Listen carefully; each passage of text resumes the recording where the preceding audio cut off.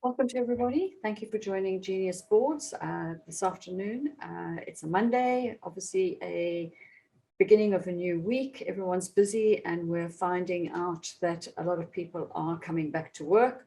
So we've got quite a few challenges where people are having to log in from the office for the first time. And I welcome you with those challenges if you have them. I'm Sharon Constançon. I'm CEO of Genius Boards and want to share just some insights today with you on the ability for boards and individuals to adapt to changing environment. As we all know, change is something that people do not like and find very difficult and very challenging. So before I introduce my panel to you, I would like to just go through a couple of facts and figures about resilience and agility. Actually, I'll do it in the other order. We put out 2 polls during the last month and found some interesting insights. We asked the question, have terms resilience and agility become overused and meaningless in a boardroom setting? We got 50% saying most definitely, others saying not at all, they're both very critical, and a small percentage saying they had a different opinion. So I'm not going to try and go through those few that we did get a different opinion on, but basically it's almost a 50-50 split, which is quite interesting. And one wonders what impact working from home has had in this view, whether it is board directors who feel that this topic has become relevant from a point of view of the importance to the board, but have they come across another, that they're feeling they're having this pushed down their throat a little bit too often, and maybe they don't feel it is that relevant or overused? Is it people within the HR, company secretarial, operational side of the business that are pushing this agenda in an inappropriate way? It'd be most interesting because I'm going to ask some of the audience if I can get your opinion and see how different the opinion is of the group that are attending. So if you could say yes or no into the chat box, I'd really appreciate to see what your view is. Yes, it's overused, or no, it's not overused. And we'll just complement that with the information we've had on this poll. From the panel, we will pick this up from yourselves in a moment as to, no, actually, let's do this straight away. I will introduce the panel shortly to you. I've got a special slide to do that, so we'll get to that in a moment. Panel, your view on yes, definitely, or no, not at all? I think no, there's still vital. I'm fighting, to everyone listening, my apologies, I'm fighting at the end of a cold at the moment, so I will try and not be affected by it where I'm speaking to you. I think they're still vital. Perfect. So in when I hear about, our executive manager board, how they're thinking, the board, my own views, I think they're still vital. I think it's how you use them. Jeremy, your view? I couldn't agree more. Still vital, and I don't see any change. Yeah. I think the importance from my point of view, my insights, is if you don't think of these things, and if we don't manage our own agility, that of our team, our board as a whole, or if we are not coping in some way, how critically that will impact the effectiveness of the board if we're looking at that team specifically, which we are today. And I've looked at there's one particular board I worked with recently where the agility of the chair was unbelievably non-existent, and how that impacted the entire board not being able to think on their feet because the individual was so unused to change and had come from an era where change happened a lot slower than it's doing now. And if you look at the point of resilience, if we don't learn to cope, then who's going to do it? If we don't, we all do. So I go with the panel's view, and let's see whether we have had, yes, very critical, yes, it's part. So we've got one yes, a couple of yeses, we've got a no, we've got about a 90% view of it being, yes, aligned with what the panel is. So interesting, quite a different view from those that we had from external. There was a second poll that we had as well, and this was on trying to prompt some energy into the conversation and trying to be a bit provocative. We asked, have you ever experienced a board executive manipulating the concept of agility in an effort to evade responsibility? I also talk about this as sort of project cloud, when an executive is in a position where they're not comfortable, the numbers are not stacking up, and they go on some new project, which then distorts the relativity of numbers one period against another. So from my point of view, have I seen this occur? Yes, but not frequently, I have to say, but I have seen it. Audience, if you could please give us our view, your view, I'd appreciate it. And then if I could ask Alison, have you ever seen this occur in a negative fashion? Nope. No. Not seen it. No. Jeremy, have you had that experience? I have, not often, and more a way of kicking the so-called can down the road rather than an immediate distraction. Yes, so but probably a fairly balanced view on it amongst us. We have seen it. It's not common, but it will be usually when people have got their back up the wall in a way and are not delivering. And a valid comment from the audience saying that it might not be used as agility being the descriptive word that they're using to evade a situation or avoid a situation. Let's hope they're not evading too often. Okay, interesting to see that. Thank you very much for the contribution from the floor as well. So some of the things that I'd like us to uncover during the period that we're talking about, which is to what degree agility and resilience are personal or team, whether sometimes resilience can be unconstructive stubbornness. So is that something that we've ever come across? And what if agility actually is a clever tool of evasion, which is what we've asked of the poll? I think we've probably covered that. And what could benefits be for the presence of resilience and agility? How are we as organizations going to benefit? Which is something I think we're going to cover. First and last ones are definitely two areas that we will cover in this conversation with our two panelists. Resilience, what is resilience? So resilience is the ability to rebound from a situation and be in control. So it's the kind of individual who can actually take setbacks in their stride, can take those 10 deep breaths and actually cope. Next time the same thing happens, they take 5 deep breaths and manage. And then the third time the same situation occurs, they take 1 deep breath and get going with the next steps that need to be taken, the next action points that need to be followed. So we do find that a resilience can be learned in that respect, and we can find a way of saying, I've seen this before, I can cope, I will cope, and people manage. Now, there are people with a DNA that is not conducive to that kind of outcome. And I have seen an example where somebody who used to work for the Virgin Group, and in her DNA, she was a natural warrior, somebody who was easily stressed. And no amount of 10 deep breaths or training could get her into a position of being able to cope and be agile and resilient. So coping with the change as it was happening and being resilient and surviving. And in the end, in her mid-30s, had to take a complete career change because she was never going to be able to cope.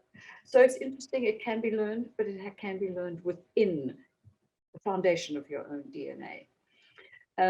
So agility, we'll talk about a couple of typical challenges that we've seen and the impact it has on our own confidence to be able to manage, and the importance of leadership within the agile environment. Because if you don't get agility coming from the leadership of the team, in this particular case, the chairman of the board, if we don't have agility at that point, no amount of agility within the team is actually going to really make it effectively work. So to be able to get to understand some of these topics that I've just brought to our attention, I'd like to introduce a panel. Jeremy Small, who is I'm going to say the consummate company secretary. I knew him for a long period of time in one place in the insurance industry with AXA. He then moved to Royal London and now to GSK, complete change in industry, but a company secretary with a very, very deep knowledge of the role of a regulatory space, regulatory environment, and the understanding of how a board works and how a board works within the executive team, and how all the component parts, importantly, the role of the company secretary being the fulcrum in the middle, this hub in the middle of a wheel, and getting all the component parts to work. So Jeremy also has with that a wonderful sense of humor. So he always adds to an amusing story to go with it. And I'm sure you're all going to get to experience that. Alison, I know for a long period of time as well. Alison, through that entire period, has worked for Inmarsat. She has the role there of Chief Corporate Affairs Officer at Inmarsat. Sorry, I didn't mention Jeremy. I did say with GSK and Pharma at the moment. No, I did. Is Chief Corporate Affairs Officer at Inmarsat, and she has a very wide brief, ranging from being a non-executive herself in her own capacity, but also being a chairman of their pension plan.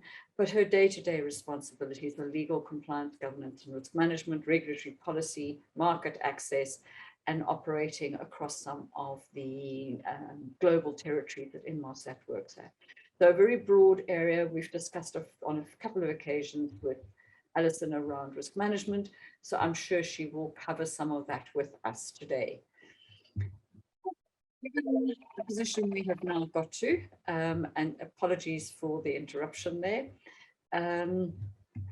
we would like to now probably go into conversation with the two individuals that we are talking to today.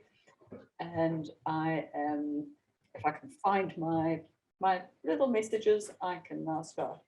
Maybe Jeremy, you can share with us that you have had the greatest degree of change in your environment that you have worked with. What are the types of areas that you have found most challenging for a company secretary in the area that you've been in 3 different roles within the pandemic space? So just give us a broad idea of how the 3 different organizations have addressed the problem. Thank you, Sharon, and hello, everybody. I think it's been an interesting period because in some ways it's been the ultimate test of everybody concerned. And I think irrespective of the different roles, the different companies, the different casts of characters, I think everybody has stepped up to the challenge broadly in similar ways. Mm-hmm. Actually, the phases go from, it's a bit like the bereavement curve, from denial into some sort of panic, followed by, I think, anger, and then understanding, and then transcending that into what do we do now? I think the only debate has been how fast organizations have moved. And I think whether or not they actually knew that they had some sort of resilient culture in the first place. Those that had a more resilient approach to the world, I think, have undoubtedly coped better, or at least managed the transition faster. Mm-hmm. Others, I think, have taken slightly longer, but most organizations after 18 months now have pretty much got to the same place, even though it was quite an exciting, steep learning curve for everybody at the very beginning. Mm-hmm. And what do you think, if you look at the different roles of a board chairman and the non-executives and the executives as 3 different groupings of individuals on the board, picking one of the 3 organizations that you've worked with, where do you think the biggest learning came in terms of being agile? And at the company secretary, so 4 roles. So in the 4 roles, where do you think, which role suffered the most in trying to be agile in your experience? Personally, I don't like the word agile. I prefer adaptability. Adaptability, perfect. I'll live with that because it is. Because I think that That's actually what we're talking about. Yes. And I think, to an extent, half the challenge was keeping boards back, keeping the spectators off the pitch, if you like, and letting the management teams and the executive get to grips with running things day to day. So there was a need for sort of a test of nerve, as it were, to influence the board to stay out of harm's way and to monitor things, despite the initial desire of most people to roll their sleeves up and find some way of helping. And that does, I was just going to say, does require resilience on the company secretary's part, because you're getting it in from every direction at once. We must have a board meeting, we must do this, we must do that. And to an extent, that's where you prove your mettle as well, I think, as the company secretary, just in the nicest way, helping people to calm down, not react in the moment, and to try to avoid just tripping over each other. You know, there are only so many mechanics you can fit under the bonnet of a car. Having many more in the background are not going to help. No, and I like the analogy very much so. And I think you're right, because I think a lot of organizations did struggle, one, because they actually needed the board in some cases, the other ones, they didn't need the board in other cases. And it was finding that right balance.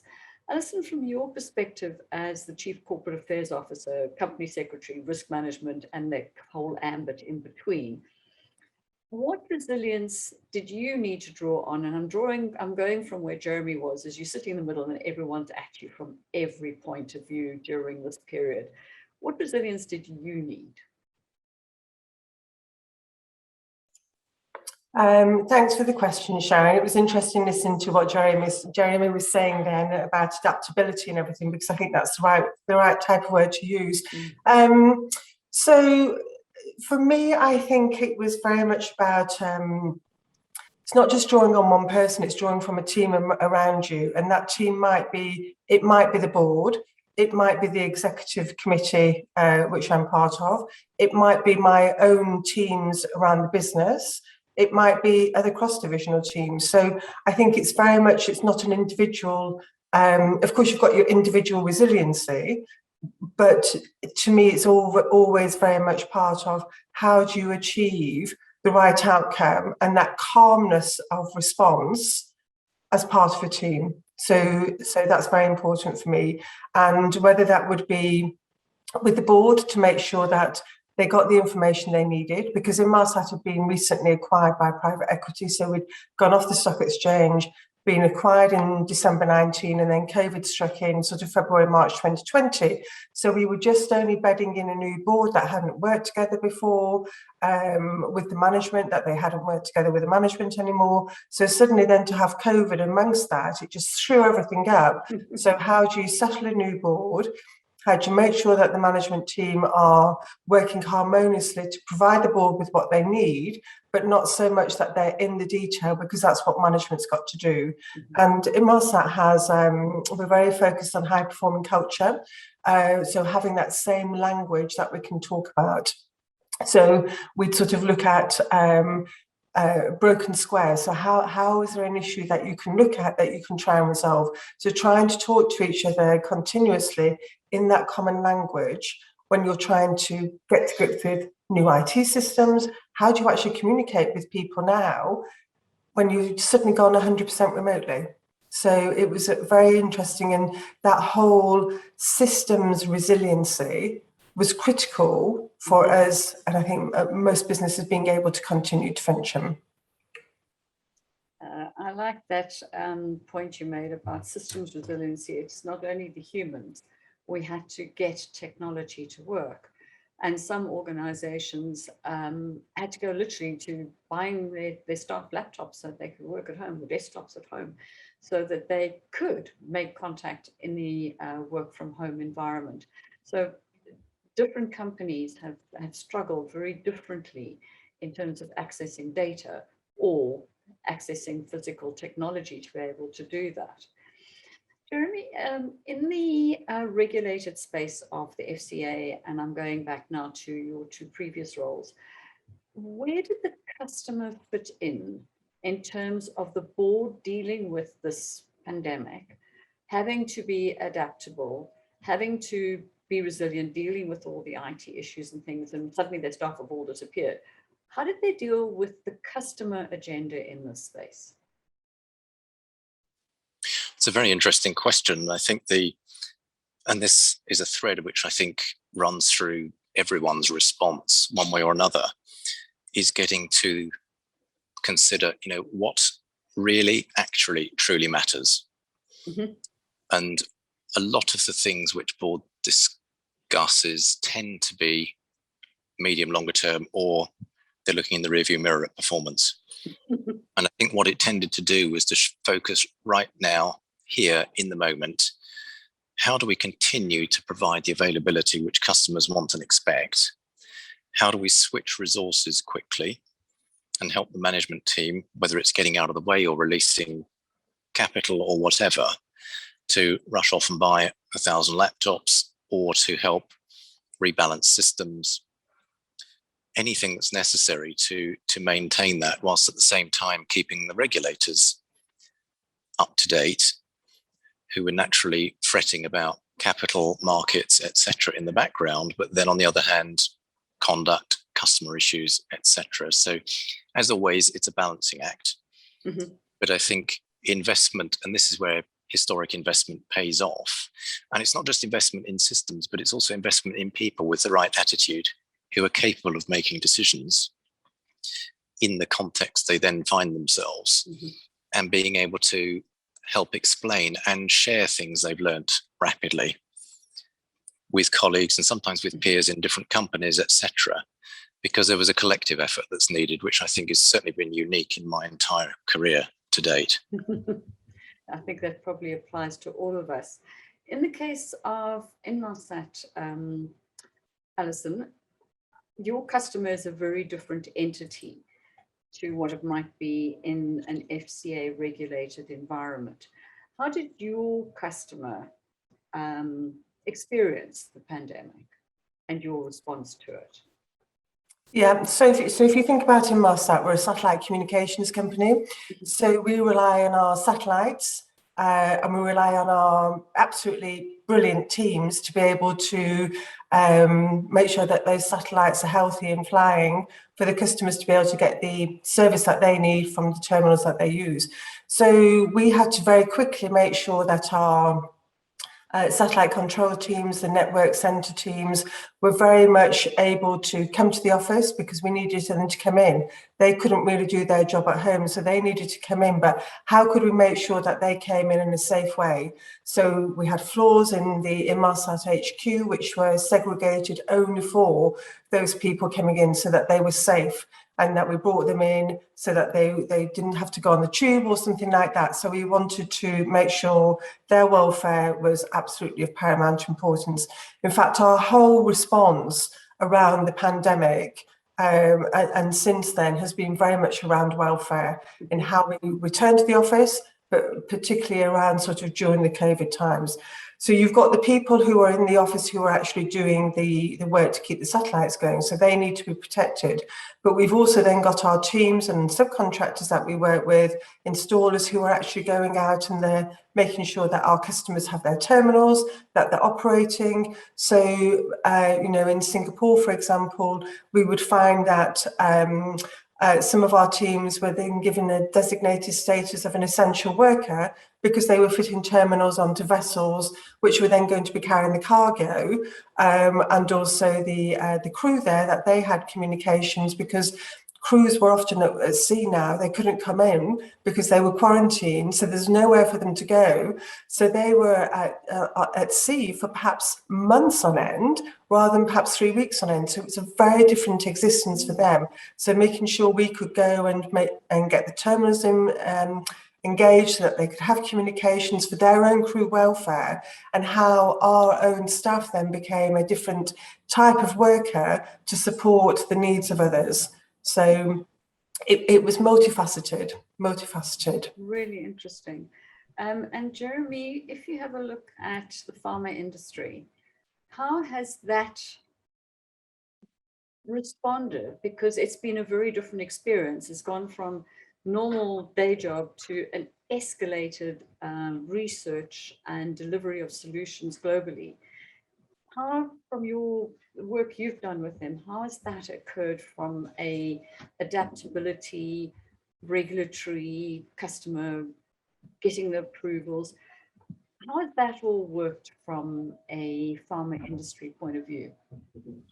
I think it's been extraordinary because I think the things which have really changed or accelerated, I think, are the process chains, if you like.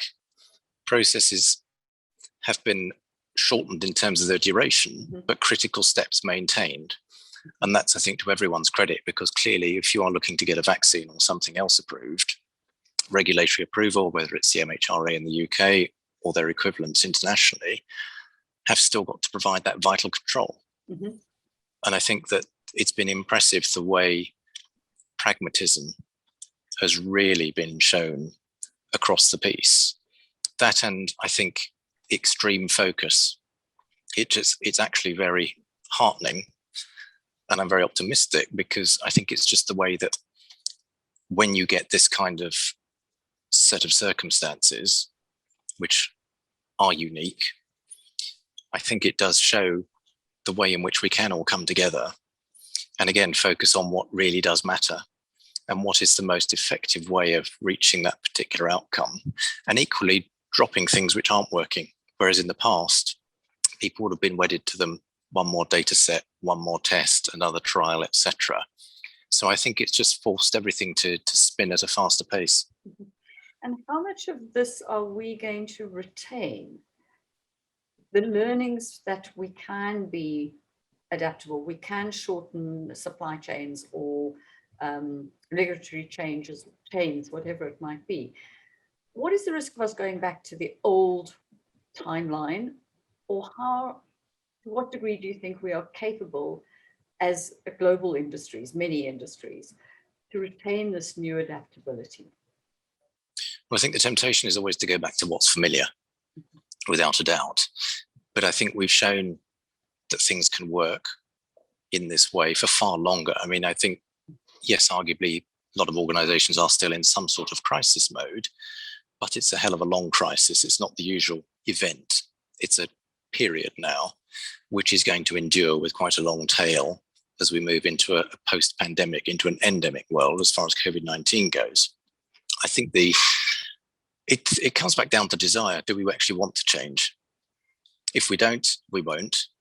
It's like changing personal habits. You know, if the desire isn't there, no amount of I should or whatever, or external nudges is necessarily going to make much difference. But I also think it's about people have learnt that they can do things in a different, more flexible way, more adaptable way.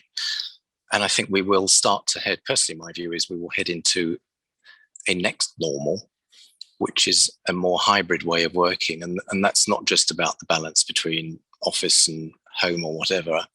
It's about the way in which we think about achieving outcomes, which I think is going to be the biggest benefit longer term, I suspect. Alison, you are very involved in risk management and the whole control of the risk environment that the organization had to go through globally. To what extent do you think the organization has built a competency in risk management and a resilience in risk mitigation through COVID and the pandemic time? Yeah, so it's a really interesting question, because we had pandemic as one of the risks that was on our normal risk register. It was part of a subset of one of them. So unlike some businesses, at least we did have it there. But then it's how you respond, isn't it? It's not just having it written down as a word on a risk that you then put in your annual report.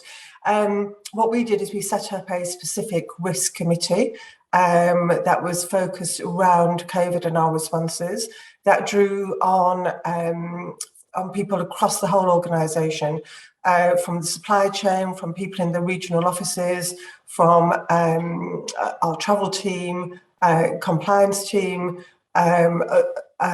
many multitudes of different people all looking at it. It was headed by our head of security, and my senior director of risk management was part of it. And then they reported into a group of the exec team, which is myself, our chief people officer, and our chief operations officer. And it was really important. We had, at one time, we were having 3 meetings a week, looking at what do we need to do, how do we need to do it. So risk became very much part of our normal parlance. And how did we respond to it?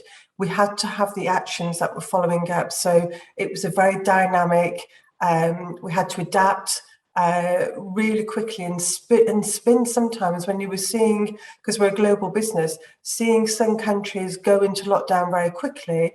Okay, how do we deal with the workforce that we've got there? And we could see in some states in the US, some states were opening, but other states were closing. So you had to have that vigilance constantly, and the ability to be able to just move quickly, take decisions, not seek permission all the time, make sure you had your clear reporting lines, and where you had to take a decision that you got that decision quickly. In fact, we've only just now stood that committee down, and it's sort of poised to be able to step back up as we need to. And the key thing for us is how do we learn from it? So what were the learnings that we took from it that we can apply then when there is another crisis? Because there will be something at some stage. So what can we learn from it that we can build in to allow us to be more resilient and more on the front foot? Even though I think we did a pretty good job, we can always learn more. So it was a great effort, but it was a global team. It wasn't one person; it was a team that achieved success for the business. And looking at that team, that risk management team, you made a comment a moment ago where you said the delegated, to the point of delegated authorities and getting on and making decisions and not always wanting to have your back covered by somebody else making the decision with or on your behalf. Is there a learning there for business that we should be more personally accountable and get on and make decisions? Is that something we can learn? Yeah, I think so. I mean, certainly that's what we're saying within the business, is that you've got to really look at your priorities. What are the priorities that we need to do? Because there are lots of pet projects that people have. There are lots of things which are nice to do, but actually, what are the priorities? And what we've done is we had our COVID defence plan, which is just, okay, we're in 2020, what are we going to do? Then you have your survive plan and then your thrive plan. And we're looking at our thrive plan now, and how do we accelerate out of this? How do we get growth? Our markets have changed a little bit. We were very active in aviation, so in-flight connectivity. Think if you want to send emails on the plane or stream a film or something like that, in-flight passenger connectivity was a big opportunity for us. And when COVID struck, that just fell out of the bottom. The bottom just dropped out of the market. That's starting to come back now, but it's going to be different because there might not be as many planes. There might not be as many locations they go to. So we've got to all think about how we're going to respond. What are the priorities to drive growth? Because we can't be status quo. We've got to drive that growth, and how we're going to do it. So that's our big focus now, on that resilience for the business, setting it and moving forwards. And getting the commitment and delivery that goes with that. To the audience, if you've got any questions, there is a Q&A function that is available. If not, you are welcome to type into the chat facility. I will see them there. If there are any specific questions of any of the three of us, please post them and I will share them in a moment. So please go ahead. I'd love to see what your thoughts are, or your observations or your questions. Jeremy, I just wanted to pick up on, you've had the experience of 3 different roles within a COVID space, tail end of one, new one, and then the current role that you're in at the moment. What lessons have you learned in adaptability and resilience that you could share with others? I gave the 10 deep breaths example. What some really practical advice you would give to individuals to be sure that they are both? So one and then the other. I think what I've realized is that I operate to what I would call a 4 A's principle: anticipate, analyze, accelerate, and adapt. And it was only in preparing for this sort of conversation I was really able to sort of analyze that. I think it's as company secretaries and people who operate in this sort of way at our level, we're generally resilient people. I mean, you can argue nature versus nurture. I don't really want to get into that. That's subject to conversation. So we don't tend to be fazed by adversity, pressure, or tough circumstances. And I think clearly it's something which you build up over time and you get used to it. But it's also, I think, important to understand how you personally cope with it so that you can control its effect on you as far as that's possible. I mean, clearly, all of us were frightened to death at the beginning of the pandemic. You know, let's not beat about the bush there. And I think it is important to work out what we can do to be most effective. And I think that's the key. And I think the advice I would give people is, firstly, if the company secretary has a hint of panic about them, it's geared many times over and the board starts sort of flinging themselves overboard, as it were. And so no matter what we feel, we need to be able to be a calming influence, whether we feel it or not. So there's an extent of acting in the role. And I don't mean that in a disingenuous way, but I also think it's important to, for ourselves and for everybody else, just take 3 steps back. Because, you know, the point about crisis through survive into thrive, you can pass through that within the space of an hour sometimes in different conversations. And again, it comes back down to this absolutely sharp focus on the things that really matter, both at that moment and understanding about what is going to matter a little bit further down the line and then a little bit further than that. So you can understand that the trajectory and then adapt. It's an iterative process. Things change. We're subject to events and never more so than at the moment. So I think it is about that, just going through that cycle. And it's scenarios, have a plan B, have a plan C. You know, we've all been there arranging board meetings. Something has changed at short notice. The meeting venue and all the participants switch, all the tech works. Nobody knows what fights we've been through. We've been to hell and back many times over. As far as they're concerned, you know, that's backstage. The show is carried on in a way which they would expect. Sometimes people do appreciate it. On the other occasion, you're just moving on to the next shocker that's just exploded somewhere. So I think it is about that capacity just to stop and take stock and just to watch what's going on and help to influence people and help to dial things up and down as much as it's possible to do. And sometimes just to act as a sponge. You're soaking it up. Other people are freaking out. They can't necessarily show it. So often we're the sort of the counsellor of last resort almost on some occasions. The one that's the swan paddling furiously, going beautifully upriver. Alison, is there a story or two you can share along the lines of experiencing having to be that absolute farm swan when there've been multitude of pressures coming at you from various levels without obviously breaching any corporate confidences? Is there something that you could share with us that you could give as a lesson? Oh gosh, I'm sure you've got plenty. I'm sure I have. I'm not sure whether they're all appropriate for sharing though. That's the next question though. You know, one, as Jeremy was talking, then I was thinking to myself, you know, you have to, and the company secretary world is one part of my world, and I think so in my role, what I need to be able to do is make sure that I'm not making any assumptions. And I say to my team, you know, don't assume. And when you're all in the office, it's much easier just to do that check and balance, before you make an assumption. And you've got to learn a different way of working to make sure that you don't assume, because if you just make the assumption, something could go off in one tangent and actually it should be going on a different tangent. So, you know, I would always challenge my team to check, because all the teams I work with, whether it's legal, whether it's COSEC, whether it's risk, compliance, and in the regions, they're all professionals. And what they do, the company relies on. So you can't make assumptions.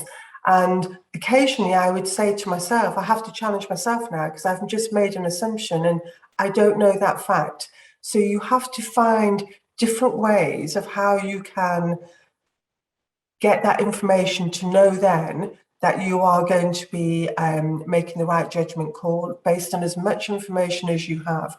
I think you have to be able to, you know, what we found is that you have to be able to switch, you have to be able to multitask very quickly, flip-flopping between different areas of the business that need that support at that one time. And it might be the board one day, it might be the chairman needing something, or it could be the CEO who wants to sense check something that either he's taken to the executive team or he's taken to the board, and how is he going to sort of position it? Because a lot of it was via, because we had multiple different time zones, a lot of it was via email, and email sometimes doesn't have that right tone. So how can you tonalize it, if that is a word, I don't know if it is, but how can you tonalize it to make sure that whatever nationality is picking it up, they will understand it, and that it isn't written just in English, which isn't going to translate well across a global audience. So I think that's important. For me, how I sort of dealt with things is that, you know, I have a great range of people in the business that I can speak to. I have a great range of people outside the business that I can speak to, but it's little things as well. You know, for example, for me, having a nice, colourful mug, often I'd pick it up and think, that cheers me up. It puts you in a slightly different frame of mind. Somebody bought me a de-stress room spray to just spray. If I'm going into a difficult meeting and I know it's going to be difficult, they would just say, spray it. And just it's like an aroma. It's an immediate calming, and just sort of thinking about your own presence as you go into a meeting. As Jeremy said before, if you go in and you look as though you are not in control of your brief, then people will start to be concerned. They'll start to say, okay, well, if Alison or Jeremy is looking really, really anxious, then actually perhaps we've got a bit more to be worried about than we need to be. So your own persona is very important. And for me, importantly, I always want to do a check-in first thing. So how are people? How are they feeling? Are there any issues? What can you do? It only takes a couple of minutes, but it's that human contact which makes it more personal on just being able to have a Teams call or a Zoom call or whatever it may be. It counts, it matters. I'm going to ask a very, very different question of both of you. Does it make a difference dressing for work in a home environment or a in the office environment, such that you feel you are in role? I'm not saying you have to be dressed in a suit or dressed up as beautifully as you are today, but did either of you find that dress code made a difference or not? Alison, you want to go first? Yeah. Okay, so throughout every day of the pandemic, I got dressed as I was going to work. The only thing that would be different would be that I wouldn't be wearing heels, I'd have my slippers on. But I would, for me, I got dressed because I was going to work. Now, a lot of people didn't. And actually, that made no difference for me in how I interacted with them. They wore what they were comfortable in to do their work. This was all about me. And you can't press your image of how you want onto someone else. So, you know, and we had lots of people wearing lots of different things, but it didn't matter because they were there, they were engaged, they did their work, in sometimes massively trying circumstances, millennials sharing flats, working on stairs. I mean, it's horrific when you think back. How do people sometimes get through? School-age children, tutoring at home. I take my hat off, and I think I've got a couple of guys that I used to work with on the call. I take my hat off to anybody who had to homeschool. My daughter was 22, 21 at the time of the pandemic, and just having her home from university was enough. So for people with school-age children or caring environments they had to be in, oh my goodness, you know, they are the real heroes, apart from the NHS and everyone who was a key worker. But keeping those families together and functioning, you can never say too much about it. I'm with you totally. And it's lovely that you brought that up. Jeremy, sorry, we cut you off at No. I think it was a yes. Yes, no, I agree. It's difficult to add what Alison said so eloquently and so passionately. I think what's interesting, I did the same thing. No heels, slippers. I think what was interesting, I remember reading something several years ago about the concept of enclosed cognition, which was some research done by some psychiatrists or psychologists, I think it was actually, who discovered that if people dressed for work in whatever that sense that meant, whether it's suit and tie for a certain generation or whatever it was, it did change your mindset. And there were demonstrable differences in the way that people performed. And I do believe that in the same way as, you know, people tend to dress more formally for a board meeting naturally, whether that's slightly more formally compared with how it used to be.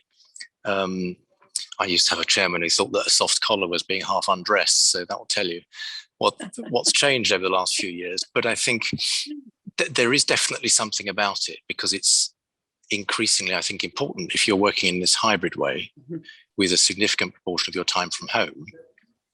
If that is a way of helping to differentiate between, if you like, work you and home you, and to try and achieve the right kind of blend, it's never really a balance. It is a blend, let's face it.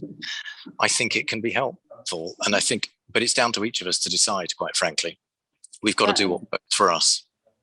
Interesting. If I go back in my work life, I had a team of about 80 staff at one stage. And this was in the days, and that gives you an idea of how long ago this was, but dressed down Friday. And it was once a month was the call that they would do dress down Friday. And I was dead against it. I said, no, psychology of the individuals, you'll just take life easy and you won't have the same degree of focus. So we went through an exercise and I said, fine, we are able to plot the audit trail as to whether the error rate of the capturing and activity and business changes. And if it changes for the positive or the negative, so we will respond accordingly. We did it for 2 sessions. That would have been 2 months at that point in time. And I banned it completely. The error rate escalated absolutely so hugely. And they all looked at it and thought, oh, okay. So yes, we've been taking that Friday off effectively was the mentality. But I'm one different to the two of you. I don't wear my slippers. I still wear my high heel shoes. Otherwise I wouldn't be able to see myself. So important. Yeah. So we all have different ways of doing, but I have to say I've also dressed for work. And if we have a look in each of your cases at somebody in your exec team that have responded, or NED team, I don't mind, who have responded in a very specific way that you admire or are surprised at the way they have dealt with the pandemic, either very positively or very negatively, or just differently to the way you would have done. And please, questions keep coming from the team on the floor. Jeremy, do you want to go first this time? Thank you. I can think of a chair who shall remain nameless, who was interventionist to the extreme at the very beginning, with the best of intentions, I should stress. And his style was full spectrum communication with everybody. So you name the app, he used it to try and contact people, often simultaneously. And to his credit, he was open and really responsive when I said, look, you're killing the executive team. They can either keep reporting every second or every 5 minutes, or they can try and work out how on earth to cope, but they can't do both. And I know it's from a position of a really strong desire for you and the rest of the independent NEDs to help, but can we please just dial it back a bit? And let's just agree on some check-ins. So other than random calls and people thinking, oh my goodness, here we go again. There goes an hour of my life, and I just don't have that. And I think it was really impressive the way people suddenly realized, no, I'm becoming a problem. And were open about it. So we had more frequent touch points, but they were actually more valuable and better focused. And it helped us to manage everybody's time. And to be honest, I think also everybody's mental health, because people were just getting more and more stressed. They were feeling like they were in the middle of this sort of series of things which were just coming at them. And they thought the last thing we want is sort of well-intentioned friendly fire, as it were, from our own board and executive. And it was impressive. And a lot of it, I think, was because people were just prepared to be honest. This is tough. And that's back to the culture and the people that you have around who can be honest with each other, not take offense, and just understand where people are coming from and why someone might seem to be a bit more over the top or a bit difficult, when often it's very rarely their intent. Thank you, Jeremy. Good insights there. Alison? Yeah, so I think sort of from an exec level, one of the things that we started doing very quickly was having these, because we couldn't meet in person, so we started having these exec coffees. So we would definitely, instead of just our once a month day-long meeting, we'd have then, at one stage it was weekly, but it was that regular touch point from across the globe. Everyone would just dial in for an hour, and we would pick up the key burning issues that we needed to talk through. And that was really, really important to keep us aligned as a team, for them to know what the board was thinking, for them to know from our CPO any sort of big culture things that we needed to focus on, for them to know as well sort of what were the upcoming focuses of the well-being for employees that we were going to be pushing out, because that messaging was very strong, very persistent throughout the whole of the pandemic and now as well. How are our ways of working changing? Because they needed to be the leaders, and visibly the leaders, to be cascading this through. And you can't do that unless you have that regularity of touch point. Once a month just doesn't do it. So that was one of the things that we sort of really started to do. And in fact, we had our first exec meeting face to face, apart from the two who couldn't travel in, only 2 weeks ago. So that was really nice to see people in. You know, everyone talks about 3D now. I'm not sure it's a term I particularly like, but to see people in 3D and to touch them as individuals and say hello again. So yeah, but that was it. And you know, one of my exec colleagues started painting and is an absolutely wonderful artist. And you know, watching people learn different things and sharing their output with you as well was also really great to see. Mm-hmm. And you've just lost my question with that lovely thought, because it made me think what another company I know did is they all, particularly in this particular environment, is most people have a pet of some description.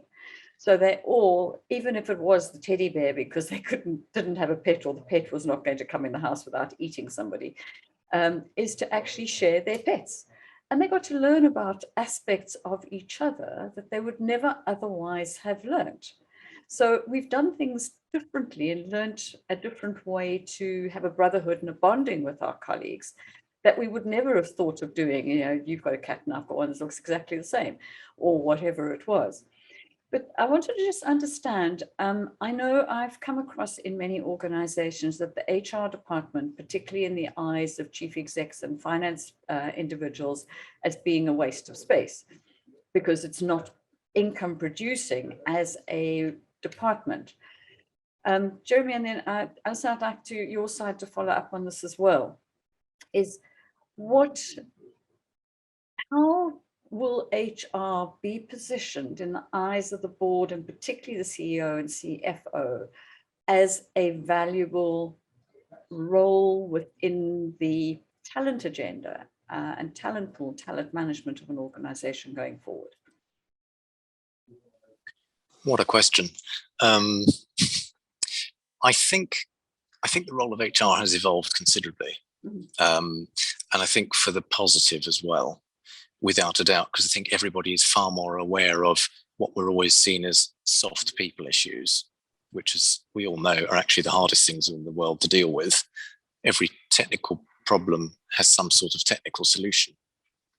I think it's increasingly important that it's not just dumped on the shoulders of HR, though. It's everybody's responsibility to act as a bridge, sort of the center of a network, to connect people, to support people, to make sure that they are able to deal with what's expected, not just at work, because we've had this insight, which you referred to earlier, into everybody's life now, which we'd never seen before. And I think we've all become a little bit more human at work. We're more rounded people rather than just almost roles or fulfilling some sort of corporate persona, because that's just the way things have worked. And I think that's by far to the good.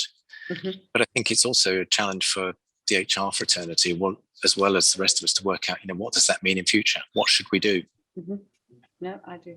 Alison, your point as our last question, then I'm going to sum up, because our hour, believe it or not, is So I agree. I think sort of the role of HR has been really critical in this whole sort of drive through COVID.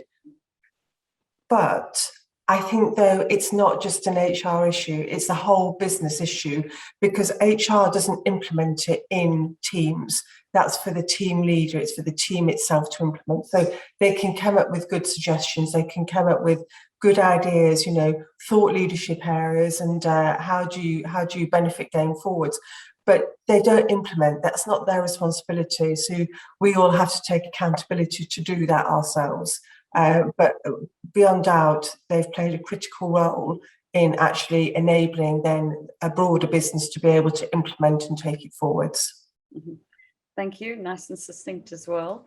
A couple of points that came up that sort of come across as being relevant to me that you have covered between the two of you is the use of the word adaptability rather than agile. And I have to say, Jeremy, I like that. I've made to adopt it. The importance of not only having the human resilience, we have to have systems resilience, because humans can't be resilient if you don't have a foundation to work on, and that all aspects of adaptability, transition, going through that anger curve that you were talking about, Jeremy, and coming out the other side, the importance of both the technology and the humans. We cannot have the one without the other, the well-being of the individuals, but equally the well-being of the technology. I liked your 4 A's, Jeremy. That was very, very useful. I'm busy lecturing at the moment. I've come across 6 A's now. I know the 4 A's as well. The importance of focus, I think that came across very loud and clear in a lot of the comments that were made today, and that we can stop worrying the small stuff and get on with the big stuff. And the delegation of decision-making, I think, was also very interesting. And that the company secretary, so general counsel, center of the universe that's behaving like a swan, thank goodness, and never to assume, and the importance of the HR team, but not only of the team, but how it gets its messaging across to the entire group, and that the team leaders are making sure that this is filtered down into the organization, and that we understand the value of our people, the fragility of our people, and the critical importance, because if they're not doing the job, then we're in trouble. Now, Alison, I know you need to get onto chairing another meeting, so you run, and I'll say the formal goodbye. So thank you so much, Alison. I really appreciate it. Thank you. Thank you. It's been great seeing you. Nice to speak to you, Jeremy. Thanks to the audience for listening as well. See you soon. Bye. Bye, Sharon. Thank you. Cheers, Alison. And to Jeremy, who's still left with me, thank you for bringing the humor in as you always do, and the pictures that I can visualize as you're describing certain circumstances. And thank you for sharing your experience and knowledge with all of us. And to the entire group who have been with us, thank you very much for spending some time today and learning from the rock face what it's like to be a company secretary in a pandemic environment. Thank you very much, Jeremy. Appreciate it. And thanks to everyone else. Thank you. Appreciate it. Thanks, everyone.